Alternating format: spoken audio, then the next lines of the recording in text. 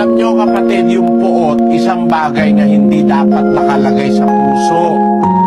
Ang puso po, dinadaluyan ng buhay. Tandaan nyo po yun. Sabi ng Diyos, ingatan mo ang iyong puso sapagkat dinadaluyan ng buhay. 4:23 ng Kawikaan. Kung yan ay dinadaluyan ng buhay ang puso, dapat walang pait, walang galit, walang paninibugho, walang masamang feeling kahit kanino. Kaya ang Kristiyano po ay binigyan ng utos na magpatawad, maglinis ng puso, alisin ang laban sa kahit kanino. Kasi po, nakakapirwisyo sa puso yan.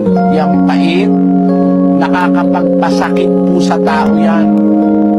Yung buhay na pipirwisyo ng pait. Yung pait po parang lason yon. Yung pait sa kalooban, galit, inggit, kung ano-anong mga masasamang nasa kalooban ng tao, yan po nakakapirwisyo sa katawan. Pag ang puso mo po'y malinis, maligaya, para ka na lang naggagamot. Meron kang kagamutan.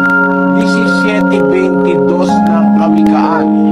Ang masayang puso ay mabuting kagamutan, ngunit ang bagbag na diwa ay tumutuyo ng mga buto. Ayan, magkakasakit ka po pagka meron kang bagbag na diwa sa puso. Pagka masaya ang puso, mabuting kagamutan. Kaya po ang obserbasyon ng mga sayantipiko sa buong mundo, yung mga taong sumasampalataya sa Diyos, natutong magpatawad, natutong mag-alis ng galit, mas malulusog kaysa sa mga taong laging may pait.